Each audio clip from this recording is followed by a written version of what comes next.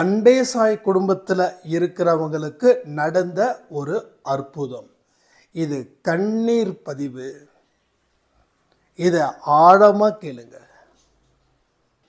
சாயப்பா அங்கே இருக்காரு இங்கே இருக்காரு அப்படின்னு நாம் நம்மளை ஏமாத்திட்டு இருக்கோம்.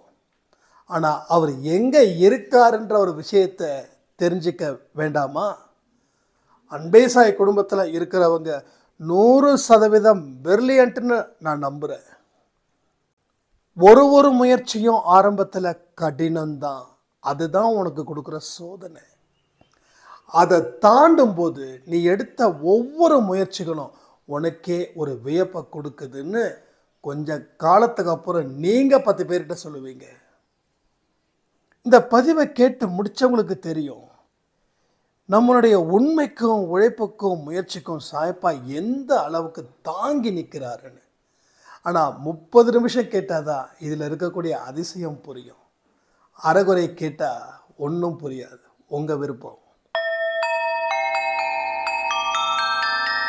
ஓம் சாயிரா சாயிரா, ஓம் சாயிரா சாயிரா, ஓம் சாயிரா சாயிரா, அன்பே சாயிரா, பேரன்பே சாயிரா, அகிலம் தளிக்க ஆத்மா விழிக்க அனுதினம் சாயிரா, எங்கள் அன்பே சாயிரா.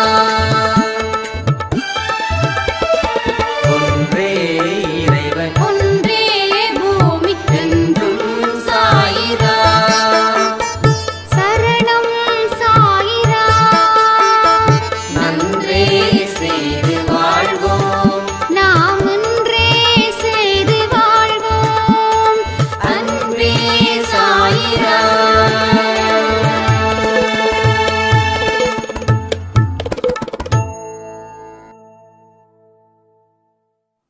சாய்ரா, என் உயிரின் உயிரானவர்களே, ரொம்ப சிறப்பாகவே இருந்துச்சு. போன வாரம் நிறைய மாற்றங்கள் மனதளவில் சாயப்பா ஏற்படுத்தி எங்கள் வாழ்க்கையை உயர்த்துவதற்கு படாத பாடுபட்டு இருக்காரு. அவருடைய போராட்டத்தை நான் உணர்ந்ததால என் வாழ்க்கையை நான் நல்லபடியாக சரி செய்யணும் அப்படின்னு நினைக்கிறேன். ஒதுக்கி வைக்கப்பட்டவனா நான் இப்போ இருக்கேன். ஆனால் நிச்சயமாக கொண்டாடக்கூடிய மனுஷனா நான் மாறுவேன். இன்று முதல் தொடர்ந்து அன்பே சாய் சம்பந்தப்பட்ட பதிவுகளாக இருக்கட்டும், மற்ற சேனலில் கொடுக்கக்கூடிய பதிவுகளாக இருக்கட்டும், இதை எல்லாத்தையும் ஒரு நேரத்தை பிரித்து அந்த நேரத்துக்குள்ளே இதை நான் கேள்விகள் அண்டு அன்பே சாய் பதிவுகள், சாய்க்குரல், சாய்க்குடில், இது எல்லாத்தையும் நான் கேட்டு என் வாழ்க்கையை மாற்ற போகிறேன். அது வரைக்கும் நான் உங்ககிட்ட எந்த விதமான கேள்விகளையும் எழுப்ப போவது இல்லை. ஏன்னா அத்தனையும் பதில்களாக நான் பெற போகிறேன் அப்படின்னு சொல்லி ஒரு சாய்ராம் அவங்க வந்து பேசியிருந்தாங்க. தேனியில் இருக்கக்கூடிய சாய்ராம். ஏன் இந்த தேனின்னு சொல்கிறேன்னா, எனக்கு அந்த ஊர் ரொம்ப பிடிக்கும். ஒரு நாள் அந்த ஊருக்கு விசிட் பண்ணணும்னு நினைக்கிறேன். ஒரு 3 days அங்கே ஸ்டே பண்ணணும். அந்த இயற்கை இருக்கிற இடத்துலலாம் கொஞ்சம் ஆழ்ந்த தியானத்தில் இருக்கணும்னு சொல்லி ஒரு ஆசை. ஸோ சீக்கிரமாக அந்த தேனி பயணத்தை சாய்ப்பா வந்து நிறைவேற்றுவாங்கன்னு நான் நம்புகிறேன். நான் அது மாதிரி தேனியில் இருக்கும்போது நான் உங்களுக்கு சொல்கிறேன். அந்த ஊரில் இருக்கிறவங்க நிச்சயமாக நம்ம மீட் பண்ணுற மாதிரி ஒரு பிளான் பண்ணிக்கலாம். சரி, இப்போ இந்த சாய்ராம் சொன்னது உண்மையா? எத்தனை பேருக்கு இந்த சாய்ராம் வந்து சொன்னது உண்மை? எனக்கும் இது மாதிரி தான் ஃபீல் ஆகுதுன்னு உங்களால் சொல்ல முடியுதா? சொல்ல முடிஞ்சால் கமெண்ட் பண்ணுங்கள். ஏன்னா இந்த ஒரு ஃபீலிங்ஸ் தான் முதல் அடி நம்ம எடுத்து வைக்கிறதுல. அடினா அந்த அடி இல்லை, இந்த அடி படிக்கட்டு. அடுத்த அடி உணர்த்துவார், அடுத்த அடி செயல்படுத்துவார், அடுத்த அடி அனுபவத்தை கொடுப்பார், அடுத்த அடி அதில் இருந்து சரி பண்ணுவார், அடுத்த அடி வெற்றி அடி தான். ஸோ இப்படி தான் லைஃப் வந்து ரொம்ப எக்ஸைட்மெண்ட்டாக போகும். இங்கே எக்ஸைட்மெண்ட் அப்படின்னா எப்படி நினைக்கிறீங்கன்னா, ஒரு ட்ராமா பார்க்குறது, ஒரு சினிமா பார்க்குறது, ஒரு 10 பேர் கூட சேர்ந்து சிரிக்கிறது, பேசுறது, நான் ரொம்ப ஃபன்னாக இருந்தேன், ரொம்ப ஜாலியாக இருந்தேன், என் ஃப்ரெண்டோட உட்காந்து நல்லா சேட் பண்ணி சிரித்தோம். இது எல்லாமே உங்கள் வாழ்க்கையில் நீங்கள் 100% மன நிறைவோடு இருக்கிறீங்கன்னு நினைக்கிறீங்க. ஆனால் அந்த நேரத்துக்கு மட்டும்தான் அது நடக்கும். ஆனால் எல்லா நேரத்திலையும் அது நடக்கணுமா வேண்டாமா? எது 100% மனநிறைவு. இப்போ உட்காந்து பேசுறது சந்தோஷம், நான் வேண்டான்னு சொல்லலை. சிரிக்கிறது ரொம்ப ரொம்ப சந்தோஷம். அதுவும் நம்ம சிரிப்புக்கு எதிரி கிடையாது. 4 பேர்கிட்ட உட்காந்து பேசுறதுல உங்களை விட நான் ரொம்ப சிறப்பாகவே பேசுவேன். ஏன்னா அடுத்தவங்ககிட்ட பேசுறதுன்றது எனக்கு அவ்வளோ பிடிக்கும். ஏன்னா மார்க்கெட்டிங் ஃபீல்டுனா உங்களுக்கே தெரியும். இங்கே சில பேர் இருக்கலாம் மார்க்கெட்டிங் ஃபீல்டில் ரொம்ப இது. பட் வந்து அது மட்டும் போதுமா? ஸோ அது மட்டும் இருந்துச்சு வாழ்க்கையில் டெவலப் ஆகிருக்கணும்ல. அதுக்காக வாழ்க்கையில் எப்பயுமே முன்னேறணும் அப்படின்ற ஒரு தாட் ப்ராசஸிங்க்கு நான் வரல, உங்களை கொண்டு வந்து சேர்க்கலை. அது வந்து டோட்டலாக சைக்கோத்தணும். எப்படி ஆகும்னா, முன்னேறணும் முன்னேறணும் முன்னேறணும், பார்த்து இருக்கணும், கரெக்டாக பேசணும், நான் கரெக்டாக இருக்கேனா, இது உங்களுக்குள்ள ஒரு ஹிட்லர் தன்மையை உருவாக்கும். இந்த ஹிட்லர் தன்மை என்ன ஆகும், அத்தனை பேரையும் பிரிச்சிடும். நீங்கள் தன்னந்தனியாக நின்று போராடணும். அவங்ககிட்ட மட்டும் போயிடாதுங்கப்பா, அவன் ரொம்ப மோசமானவன், எப்போ பார்த்தாலும் ஒரு மாதிரி பேசுவான், அது செட் ஆக மாட்டான் அப்படின்னு. அது வந்து முன்னேறணும் முன்னேறணும் முன்னேறணும், இது சைக்கோத்தனம். இந்த சைக்கோ ஜாஸ்தி ஆயிடுச்சுன்னா எப்போ ஜாஸ்தி ஆகும்னா, நாம் முன்னேற முடியாமல் போகும்போது இந்த சைக்கோத்தனம் ஜாஸ்தி ஆகும். அன்னைக்கு நாம் பைத்தியக்காரனாக மாறிடுவோம். எதாகிறோமோ இல்லையோ பைத்தியக்காரத்தனமாக கண்டிப்பாக மாறிடுவோம். அது வந்து மனசளவில் அவ்வளோ ஒரு அழுத்தத்தை அது கொடுக்கும். ஏன்னா இவ்வளவு தூரம் நம்ம செஞ்சோம், இவ்வளவு தூரம் பண்ணோம், ஆனால் எதுவுமே கிடைக்கலையே அப்படின்னும் போது ஒரு பெரிய அளவில் அது மைனஸ் ஆகும், வீழ்ச்சி ஆகும் நம்ம வாழ்க்கையிலேருந்து. ஸோ அதை நம்ம விட்டுருவோம். இப்போ என்ன, உங்களுக்கு உள்ள ஒரு படிக்கட்டு இருக்குன்னு வச்சுக்கோங்க. ஒரு 10 படிக்கட்டு இருக்குது உங்களுக்கு உள்ள, வெளியில் இல்லை, உள்ள. அந்த ஒரு சபரிமலையில் 18 படி 18 படி மாதிரி உங்ககிட்ட ஒரு 10ல் இருந்து 15 படி வச்சுக்கோங்க. அந்த ஒரு படிக்கட்டாக ஏறும்போது கிடைக்கக்கூடிய அந்த ஆனந்தம் இருக்கே, அந்த பரவச நிலை இருக்கே, அந்த பரவச நிலையை பேஸ் பண்ணி தான் இந்த சாய்ராம் வந்து சொல்லியிருக்காங்க. அப்போ உள்ளுக்குள்ள போகும்போது என்ன ஆகுதுன்னா, சாயப்பாவோட மனதை நாம தெளிவா படிக்கக்கூடிய பாக்கியம் நமக்கு இருக்கு. கடவுளை வெளியில தேடிக்கிட்டு இருக்கோம், உள்ள ஷீரடிக்கு போகாம இருக்கிறதே ஒரு பெரிய பாவமா நாம நினைச்சிட்டு இருக்கோம். நிச்சயமா அது கிடையாது. இது வரைக்கும் சொல்றேன், ஒரே ஒரு தடவை தான் நான் ஷீரடிக்கு போனேன். எனக்கு மறுபடியும் ஷீரடிக்கு போகணுன்ற ஆசை சத்தியமா இல்லை. It's a promise. என்னடா சாயப்பாவை பற்றி வணங்குற, சாயப்பாவே நினைக்கிற, அவரோட கோயிலுக்கு போக பிடிக்கலன்னு சொல்கிறாரு, இல்லை போகணும்னு ஆசைப்படலைன்னு சொல்கிறாரு, இவர் ஏன் இப்படி பேசுகிறாரு அப்படின்னு உங்களுக்குள்ள ஆழமான கேள்விகள் இந்நேரம் லட்சமாக வந்திருக்கும். அதுக்கு ஒரே பதில் என்ன தெரியுமா, என் மனசுக்குள்ளே இருக்கிற கடவுளை நான் எதுக்கு வெளியில் போய் தேடணும்? அப்போ போகணுன்ற ஆசையும் இல்லை, போகிறதால கஷ்டமும் இல்லை. அப்போ என்ன இருக்குதுன்னா, ஏன் கூடவே இருக்காரு. ஒரு நாளைக்கு 4 ஆடியோ கொடுக்குற, அந்த ஆடியோவில் அவரை பற்றி பேசுகிற, இதை தாண்டி வாட்ஸ்அப்பில் உங்களுக்கு தனிப்பட்ட முறையில் சாயப்பா பற்றி நீங்கள் கேள்விகள் கேட்குறீங்க, உங்கள் வாழ்க்கை சம்மந்தப்பட்டது அத்தனையிலையும் சாயப்பா இருக்கார். அப்போ நான் தொடர்ந்து யாரை பேசிகிட்டு இருக்கேன், எதை பற்றி பேசிகிட்டு இருக்கேன், எதற்காக பேசிக்கிட்டு இருக்க? அப்போ ஒரு விஷயமும் தொடர்ந்து நினச்சிக்கிட்டு பேசிக்கிட்டு வாழ்ந்துக்கிட்டு இருக்கிறதால எனக்கு அதை பிரித்து பார்க்க முடியல. ஷீரடி வேற, என் மனசு வேறன்னு, ரெண்டும் ஒன்று தான் அப்படின்னு தோணுது.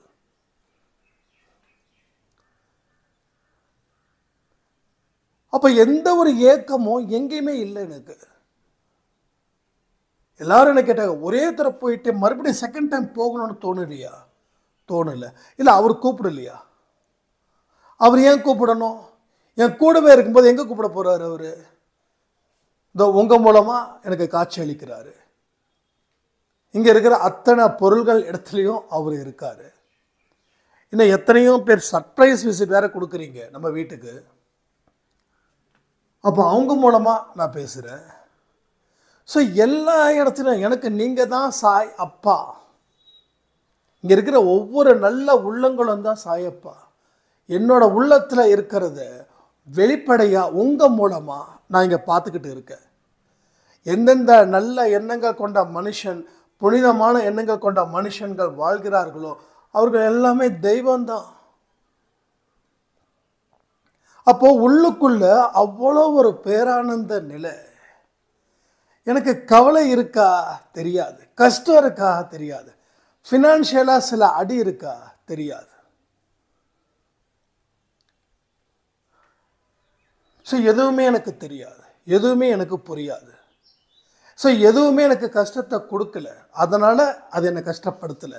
அப்போ ஏன் கஷ்டத்தை கொடுக்கலன்னா, எனக்குள்ளே இருக்கக்கூடிய கடவுள், எனக்கு உள்ளே இருக்கக்கூடிய நல்ல சக்தி, அது என்னை எப்பயுமே கைவிடாது. அப்போ எனக்குள்ள நிறைய விஷயங்களை நான் கேட்குறேன், நிறைய விஷயங்களை பார்க்குறேன். அப்போ என் வாழ்க்கையில் முன்னேற்றம் அடையணும் அப்படின்ற தாட்டும் கிடையாது. எங்கே முன்னேற்றம் அடையாமல் கீழே வீழ்ச்சி அடைஞ்சிருவோமன்ற ஒரு பயமும் இல்லை. இந்த நாளை நீ சாய்பாவை வச்சு சிறப்பாக செய், அவ்வளோதான். அதை நான் சிறப்பு ஆக்கிக்கிறேன். சம்டைம்ஸ் எனக்கே மைண்டுக்குள்ளே தோணும், நம்மளோட உடல் சம்மந்தப்பட்டதோ மனம் சம்மந்தப்பட்டதோ, மனம் சம்மந்தப்பட்டதால் பிரச்சனை வரல, உடல் சம்மந்தப்பட்ட பிரச்சனைகள் சம்டைம்ஸ் என்னுடைய பாடி கண்ட்ரோல் பண்ணணும்னு நினைப்பேன்.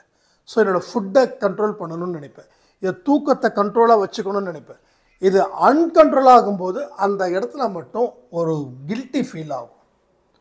ஏன்னா உடல் ரீதியாக இருக்கக்கூடிய பிரச்சனை மன ரீதியாக கனெக்ட் ஆகும். டாக்டர் பக்தவாசலம் கேஜி ஹாஸ்பிட்டல் அவருடைய ஒவ்வொரு பதிவும் அவ்வளோ அருமையாக இருக்கும், செம்மையாக இருக்கும். I think 70 years age KG ஹாஸ்பிட்டலோட சேர்மன்.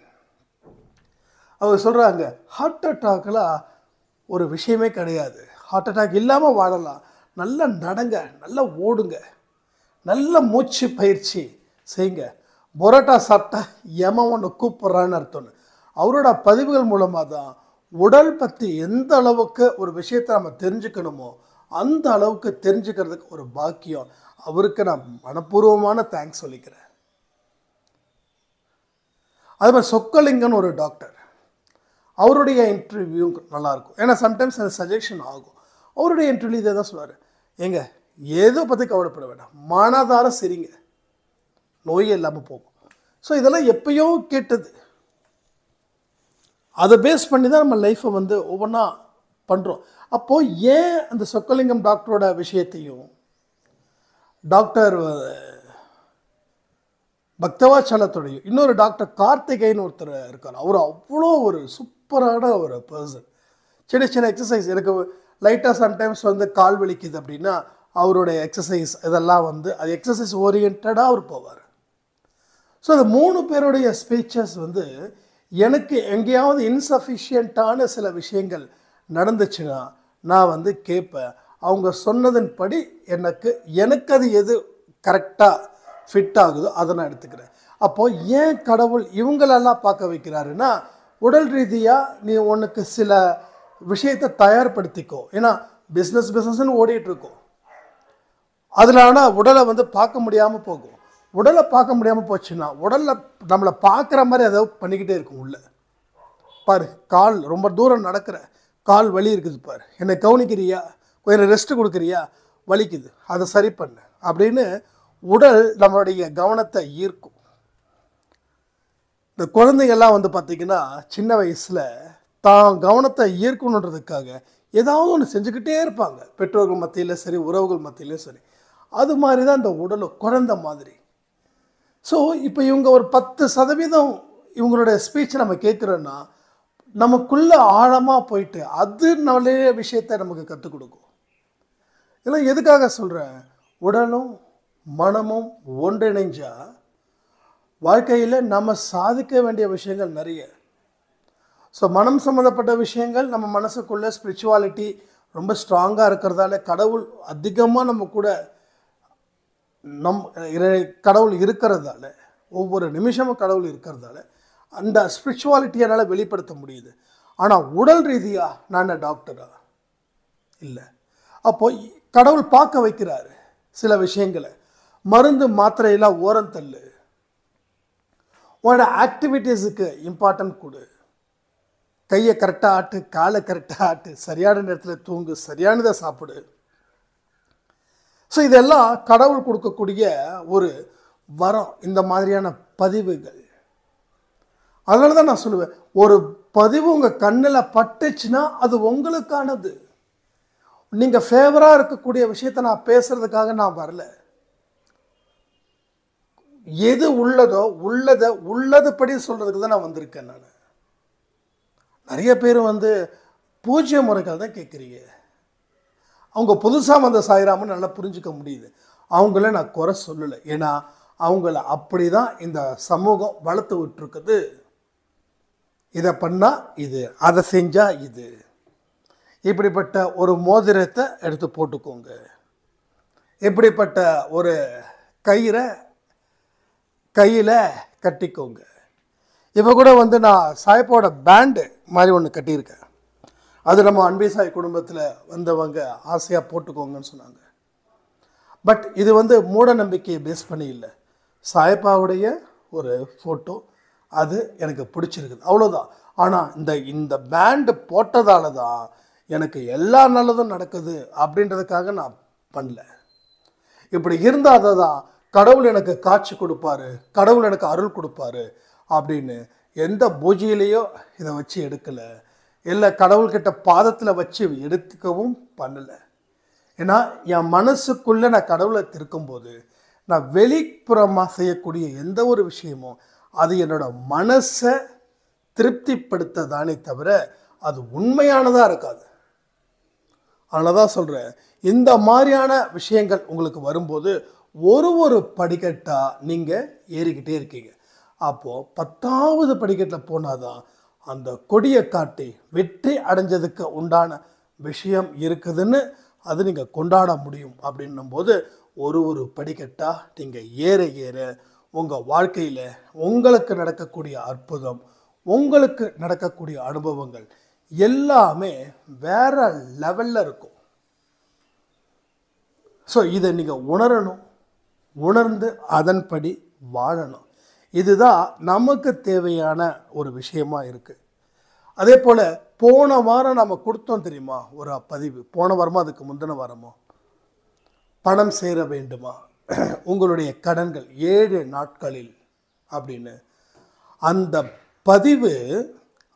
பதிவில் சொல்லப்பட்டதை முழுமையாக கேட்ட சில பேருடைய அனுபவத்தை நான் சொல்லி ஆகணும். அந்த பதிவுடைய ஃபீட்பேக்கை நான் சொல்கிறேன் அப்படின்னா, ஒரு பதிவு எனக்கு கொடுக்கறத நான் மறக்குது. ஏன்னா ஒரு நாளைக்கு நம்ம ஒரு ஆடியோ கொடுத்தா பரவாயில்ல, ஆனால் ஒரு நாளைக்கு எத்தனை ஆடியோ குடிக்கிறோம் எனக்கே தெரியல என்ன கொடுத்தோம் அப்படின்னு. அப்போ நீங்கள் அனுப்பும்போது அந்த மெசேஜை நான் பார்க்குறேன். அப்போ அந்த 7 நாளில் இருக்கக்கூடிய பெஸ்ட்டு எக்ஸ்பீரியன்ஸும் சொல்கிறேன், அதே போல் பேட் எக்ஸ்பீரியன்ஸும் சொல்கிறேன். பெஸ்ட் எக்ஸ்பீரியன்ஸ் அப்படின்னும்போது அந்த பதிவுகளை அவங்க கேட்கும்போது ஒரு பயம் இருந்துச்சு. ஆனால் இந்த பதிவுகளை கேட்காமலே அதே பயத்தோடு தான் வாழ்ந்துட்டுருக்க. எங்கே மீள முடியுமா, பணம் சேருமா, பணம் சேர்ந்தால் தானே என்னோடய கடனை அடைக்க முடியும் அப்படின்னு எனக்குள்ள பெரிய மன போராட்டம் வந்துச்சு. அப்போ 2வது நாளும் அந்த பதிவை கேட்டேன். அப்பையும் என்னோட பயம் என்னை விட்டு போகலை. கடன்காரங்கிட்ட நேரடியாக போயிட்டு எப்படி சொல்கிறது அப்படின்னு 3வது நாள் அந்த பதிவை கேட்டேன். ஒன்றுமே புரியல எனக்கு. ஏன்னா அவங்களுக்கு என்ன ஒரு பயம் அப்படின்னா, இந்த கடனை அடைக்க முடியாமல் போக தான் போகிறோன்னு சொல்லி பயந்து பயந்து வாழ்ந்துட்டு இருந்தாங்க. இப்போது இந்த கடனை அடைப்பதற்கு உண்டான ஒரு வாய்ப்பை சாய்ப்பாக கொடுத்துருக்காரு. இந்த பதிவை வேறு அன்பி சாயில் இருக்கிறவர் வந்து தொடர்ந்து 7 நாளைக்கு கேட்க சொல்லியிருக்காரு அப்படின்னு நான் 5வது நாளும் கேட்டேன். எனக்கு அந்த நம்பிக்கைன்றது துளி கூட வரவே இல்லை. ஸோ திரும்பவும் 6வது நாளும் கேட்டேன். அப்போ சுத்தமாகவே ஐயோ வேண்டாம் சாமி, அவங்கிட்ட போயிட்டு இப்படியே அவங்க சொல்கிறாங்க, அவங்கிட்ட போயிட்டு நான் இன்னும் 6 மாதம் ஆகும் அப்படின்னு சொன்னால் அவ்வளோதான், முடிஞ்சிடுச்சு. 1 வாரம்னு சொன்னாவே அந்த ஆள் கத்துவார் அப்படின்னு. 7வது நாளும் கேட்டேன். ஆனால் 7வது நாளை கேட்கும்போது அந்த பதிவுகளில் இருக்கக்கூடிய ஒரு விஷயமும் எனக்கு அப்படியே என்னோட எண்ணத்தை மாற்றுச்சு. உண்மையிலேயே ஏதோ ஒரு மந்திர ஜாலம் இந்த அன்பை சாய் குடும்பத்தில் இருக்குது. அப்படி எப்படி அது 6 நாள் வரைக்கும் எனக்கு நம்பிக்கையே வரல. வலுக்கட்டாயமாக அந்த பதிவை கேட்டேன். அந்த 7வது நாள் எனக்கு அந்த நம்பிக்கை இருக்கு. அந்த நம்பிக்கை நிச்சயமாக சொல்கிறேன், என் வாழ்க்கையில் அப்படிப்பட்ட ஒரு நம்பிக்கையை அது எனக்கு கொடுத்ததே இல்லை. சட்டுன்னு அந்த பதிவை கேட்டு முடித்த உடனே நேராக மொத்தம் 6 கடன்கார், அந்த 6 பேர்கிட்டையும் நேராக போகிறேன்னு சொல்லி 2 பேரை கூட்டிகிட்டு போனேன். நாம் இப்படியே பேசியிருக்கோம். ஆனால் அந்த பதிவில் பேசணுமா என்னன்னு தெரியல. ஆனால் ஏற்கனவே கொடுத்த பதிவில் பேசியிருக்கோம். ஏன்னா ஒத்தையில் போக வேண்டாம், 2 பேரோட போங்க, அவங்க வந்து நியாயத்தை பேசுகிற மாதிரியான மனுஷனாக இருக்கணும் அப்படின்னு. ஸோ வெல் விஷஸ் மோஸ்ட்லி ரொம்ப இதாக தானே இருப்பாங்க நம்ம மேலே. அப்போ அவங்க 2 பேரை அந்த இதில் வந்து நான் சொன்னேன், எனக்கு ரொம்ப அர்ஜென்ட்டு, நம்ம உடனே கிளம்பணும், நீ கிளம்பி ரெடியாரு. அந்த பதிவை முடித்த உடனே அவங்க முதல்ல பேசுனது அவங்க நண்பர்கள்கிட்ட, என்னாச்சு நாங்கள் அங்கே இருக்கேன், அதெல்லாம் முடியாது, நீ இப்போ வரணும் அப்படின்னு சொன்ன உடனே சரி ஓகே உனக்காக வரேன், உனக்கு ஒரு பிரச்சனை முடியணும்னா நான் வந்து நிற்பேன் அப்படின்னு சொல்லி அவங்க வந்தாங்களா. அடுத்த 1 ஹவரில் நேராக அந்த கடன்காரங்க வீட்டுக்கு போயிருக்கிறாங்க. போன உடனே அவங்க மனைவி தான் வீட்டில் இருந்திருக்காங்க. இது மாதிரி என் பேர் இப்படின்னு சொல்லி இன்ட்ரோ கொடுத்துட்டு அவரை நான் பார்க்கணும் அப்படின்னு. நீங்கள் ஃபோன்லேயே பேசிக்கலாம், இல்லைங்க அவரை நான் பார்க்கணுங்க அப்படின்னு சொன்ன உடனே இவங்களும் சரி இதை பணம் தான் எடுத்து கொடுத்துருக்காங்க பிறகு அப்படின்னு சொல்லி அவங்க கணவரை இவங்க வீட்டுக்கு வர அவங்க மனைவி பேசுகிறாங்க, இது மாதிரி பணம் கொடுக்க வந்திருக்காங்க பிறகு உங்ககிட்ட தான் பேசணுன்றாங்க அப்படின்னு. கொஞ்சம் கூட ஃபோனை அப்படின்னு அவர் சொல்லியிருப்பார் போல். இந்தாங்க எங்கள் வீட்டுக்காரர் பேசுகிறோமா அவங்கக்கிட்டன்னு. அப்போ இவங்க என்ன சொன்னேன், அண்ணா கொஞ்சம் நேரடியாக வாங்கினா ஒரு முக்கியமான விஷயம்ண்ணா அப்படின்னோடனே சரி ஓகே இல்லை ஃபோன்லேயே சொல்லு அவர் ப்ரெஷர் கொடுத்துருக்காரு. இல்லைண்ணா நீங்கள் நேரடியாக வாங்க ப்ளீஸ் வாங்க, பணம் எடுத்துகிட்டு வந்திருக்கியா இல்லையா, அதானே நீங்கள் வாங்க நான் பேசிக்கலாம் அப்படின்ற மாதிரியே இவங்க அழுத்தம் திருத்தமாக சொல்லியிருக்காங்க. அதே போல் நேராக வந்து அவங்க வந்திருக்காங்க. வந்த உடனே உள்ள வீட்டுக்குள்ளே உட்கார வச்சு பேசி என்னாச்சு ஏதாச்சுன்னு சொல்லி கேட்கும்போது இவங்க சொன்னாங்க, அண்ணா இது பாருங்கள், எனக்கு 6 மாதமாவது எனக்கு வந்து நான் ரெடி ஆகணும். ஏன்னா நான் 6 கிட்டத்தட்ட 7 பேர்கிட்ட நான் கடன் வாங்கியிருக்கேன். எல்லாரும் என்னை போட்டு பயங்கரமாக டார்ச்சர் பண்ணுறாங்க. நீங்கள் டார்ச்சர் பண்ணுறது நான் தப்புன்னு சொல்ல மாட்டேன். ஏன்னா உங்கள் பணம் நானும் உங்ககிட்ட இப்படி கொடுத்துருந்தா உங்களை விட நான் மோசமாக தான் நடந்திருப்பேன். ஆனால் உங்கள் நல்ல மனசுக்கு உங்கள் நல்ல மனசை நான் வந்து ரொம்ப தேங்க்ஸ் சொல்லிக்கிறேன். இத்தனைக்கும் அவர் ரொம்ப ஓவராக தான் திட்டியிருக்காரு, இவங்கள திட்டாமலாம் இல்லை அப்படின்னு சொல்லி இப்போ என்ன தான் முடிவு அப்படின்னு அவர் கேட்க, 6 மாதத்துக்கு அப்புறம் உங்களுக்கு ஒவ்வொன்றா நான் வந்து முதல்ல அசல் மட்டும் கொடுக்குறேன், அதுக்கப்புறமா கொஞ்சம் கொஞ்சமாக அந்த அசலை முடித்ததுக்கப்புறம் வட்டியும் கொடுக்குறேன், எனக்காக கொஞ்சம் இறக்கப்படுங்க. இந்த சூழ்நிலை தெரியாமல் நான் வந்து வாங்கினது முதல்ல தப்பு தான், ஆனால் வாங்கிட்டேன். ஒவ்வொரு தடவையும் நீங்கள் எப்போ வருவீங்க, வீட்டை வந்து எப்போ திட்டுவீங்கன்னு சொல்லி பயந்து எந்த ஒரு வேலையும் பார்க்காம நான் வீட்டிலே முடங்கி போயிட்டேன், நான் வெளியில் போனாதான் என் குடும்பத்தை காப்பாற்ற முடியும் அப்படின்னு சொல்லி அழுது இருக்காரு. அது சில பேருக்கு அந்த ஃபீலிங்ஸ் எடுத்து சொல்லும்போது அந்த அழுக வரும். ஈவன் நானும் அழுதுருக்கேன், நானும் கதறி இருக்கேன் ஒரு கடன்காரங்கிட்ட. ஏன்னா எதுவுமே நான் ஓப்பனாக பேசலை, நான் வந்து ஃபீல் பண்ணுறதே இல்லை. ஏன்னா அவ்வளோ, அதாவது ஒரு கடன்காரங்களை பேசும்போது அந்த கோபம்லாம் வரும், ஆனால் பயந்து அழுவில்லை, எமோஷ்னல். அந்தளவுக்கு எல்லாரும் ஏன்டா இப்படி துரத்துறீங்க என்ன, ஓட ஓட ஓட, நான் என்னடா பாவம் செஞ்சேன், ஏன்டா இப்படி ஒரு சிரிக்க கூட முடியாதாடா அப்படின்னு நான் ஓட ஓட துரத்துனாங்க. உண்மை இது. ஒவ்வொரு முக்குலையும் ஆளுங்க நின்று என்னை கண்காணிச்சாங்க. அப்போது ஒருத்தங்க கிட்ட பேசும்போது நம்மளுக்கு தெரியாமல் ஒரு எமோஷனல் வந்துடும். நான் அழுத உடனே அந்த கடன்கார, இப்போ எதுக்கு அழுவுறீங்க, சரி அழாதீங்க முதல்ல, அழாதீங்க முதல்ல. இப்போ என்ன அவரை ஏமாத்துறதுக்காக நம்ம அழுவலை. அப்படி ஏமாற்றி இருந்தேன்னா நான் இன்றைக்கி இந்த நிலைமைக்கு வந்திருக்கக்கூடாது. சில பேர் ஏமாத்துறதுக்காக அழுவாங்க, ஆனால் நம்ம அழக்கூடாதுன்னு நினச்சோம். அப்போவே சாய்பாப்பெலாம் என் வாழ்க்கையில் வரல. அப்போது அவர்கிட்ட பேச பேச அழுக, பயங்கர அழுக. அந்த அழுகையை அந்த அம்மா சொல்லும்போது நான் கவனித்தேன். நான் அப்படி அழுதேன் சாய்ராம், சாய்னா அப்படின்னு. அப்புறம் என்ன சொன்னாருன்னு, சரிம்மா 6 மாதத்துக்கு அப்புறம் நீ வந்து சொல்லியிருக்க, நான் வந்து உன்னை தொல்லை பண்ணவே மாட்டேன், ஏன்னா எனக்கு நீ கரெக்டாக கொடுத்துடணும் அப்படின்னு சொல்லி அவங்களுடைய மனைவியும் அந்த அம்மாவுக்கு ரொம்ப சப்போர்ட் பண்ணி, எங்க விடுங்க கொடுத்துருவாங்கங்கன்னு சொல்லி, நீங்கள் ஒன்றும் அழுவாதீங்கம்மா பார்த்துக்கலாம். ஏன்னா இப்போ கூட உடம்பு புல் இருக்குது, நமக்குன்னு ஒரு நல்லவன் ஒருத்தன் இருப்பான் அங்கே. ஓகே, நமக்குன்னு ஒருத்தன் நல்லவன் இருப்பான், அவன் பேசுவான். இவங்க 2 பேர், இவங்க கூட்டு போன 2 பேர் பேசலை, அந்த ஃபினான்சியருடைய மனைவி பேசுகிறாங்க இவங்களுக்காக.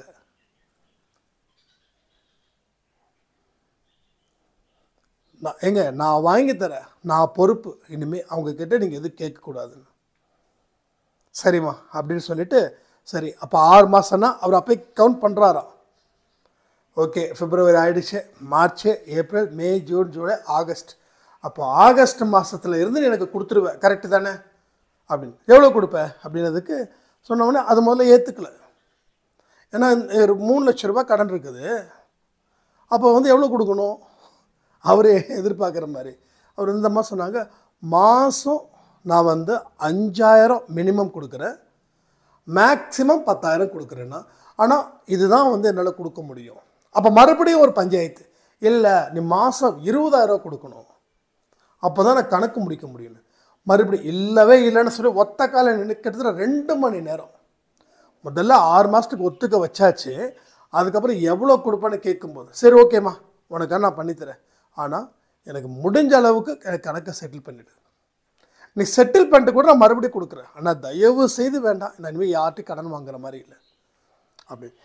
இந்த ஒரு மிராக்கள் நடந்ததுக்கப்புறம் அவங்க வந்து, நம்ம ஏற்கனவே இந்த ஆடியோக்கு முன்னாடி ஒரு ஆடியோ கொடுத்துருந்தோம், அண்ணா இதுதான் முதல்ல ஒரு 2000 ரூபா கொடுத்து, எதுக்குமா இன்றைக்கி வச்சுக்கோங்க, அடுத்தது 6 மாதத்துக்கு அப்புறம் நான் கொடுக்குறேன், ஏன்னா எடுத்தவுடனே ஒரு தொடக்கத்தில் இதெல்லாம் கொடுக்கணும்.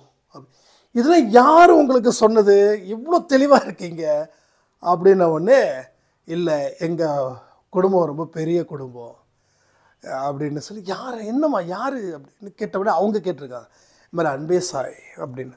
அன்பே சாய், இந்த சாய்ப்பா பற்றி நிறைய நேரம் பேசுவார் அவரா அப்படி அந்த மாதிரி கேட்க, ஆமாம் ஆமாம் ஆமாம், ஓ அண்ணா தான் சொன்னார் அவங்களுக்கு, சரிம்மா நான் பார்த்துக்கிறேன், நீங்கள் கண்டிப்பாக அந்த குடும்பத்துலேருந்து நீங்கள் நம்ம அந்த குடும்பத்தில் நீங்கள் இருக்கீங்கன்னா கண்டிப்பாக நீங்கள் நல்லவங்களாக தான் இருப்பீங்க, அதே நானும் அந்த குடும்பத்தில் இருக்கிறவங்க தான், ரொம்ப சந்தோஷமாக இருக்குது அப்படின்னு சொல்லி இவங்களும் சொன்னாங்க. அந்த அம்மாவும் எனக்கு ஃபோன் பண்ணி சொன்னாங்க, வாய்ஸ் மெசேஜ் பண்ணியிருந்தாங்க.